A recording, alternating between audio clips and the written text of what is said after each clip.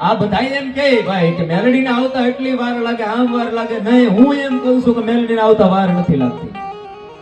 આ વીજળીનો સમકારો થાય, એ સમકારો થાય, તમારી આંખ બંધ થાય ને ખુલે, એ આંખ બંધ થાય ને ખુલે એ પેલા મેલડી કે આવીને ઊભી ન રહી જાવ તો તમને તાપી કાંઠા વાળી મેલડી નો કોઈ માને નહીં. અને આ તો ગુજરાતની ધરતી છે ને ભાઈ, આ તો સુરતની ધરતી છે, આ ભારતની ધરતી છે.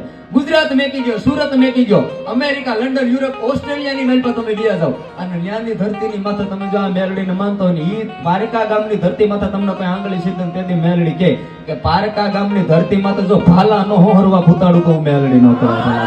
પણ વિશ્વાસ ને ભરોસો હોય છે. હજી આગળ સાંભળજો.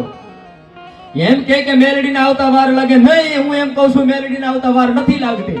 ગાયના શિંગની માથે રાઈનો દાણો મેકો, ગાયનું શિંગડું હોય એના માથે રાઈનો દાણો મેકો કેટલી વાર લાગે? આમ ગાય માથું હલાવે એટલે જ ને. એ રાઈનો દાણો મેકો, આમ ગાય માથું હલાવે, ગોથું મારે, દાણો ગોથું મારે, એ પેલા આવીને ઉભી નો રહી જાય તો મેલડી નો કરે. માણસ આ મેલડી છે. અને હું તો એમ કહું કે બાબા જીવતા તો બધાય ભૂલે ને, જીવતા તો બધાયના કાંડેમાં આવે ભાઈ, બરાબર ને? જીવતા તો બધાય ખમકારા કરે. પણ આ મેલડી, તાપા કાંઠા વાળી મેલડી એ છે કે મહાન ને મેલ પાવ્યા જાવ, મહાન માં મરી ગયેલા મરદાની માથે આંગળી મેલો. કાળા માથાના માનવી ધૂણે એમ નહીં, પણ મેલડી એમ કહે છે કે મહાન માં મરી ગયેલા મરદા નો ઉભા કરું તો હું મેલડી નો કહેવાય. આ મેલડી છે સાહેબ, આ દેવ છે.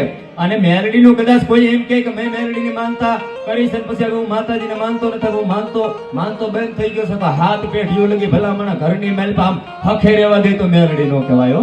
આ દેવ છે ભલામણા. ને પેલા એ કીધું ને કોઠિયાના કોઠ મટી જાય પણ મેલડીના નામનો સાંજલો નહીં જાય ભલામણા.